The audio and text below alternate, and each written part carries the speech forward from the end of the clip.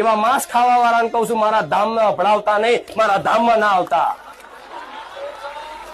ચાલુ રાખવું હોય તો અહીં આવું છે તો થોડું હોય તો જ મારા ધામમાં આવજો, નકર ના આવતા.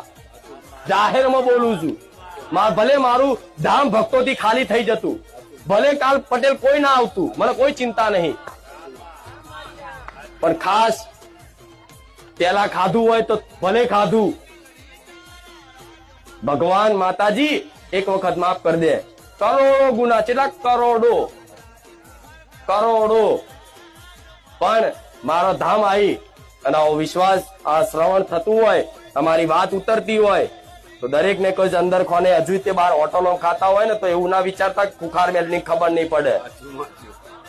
હું જાલી પાડીશ અને વાકાઈશ, એમાં ભૂલ નહીં.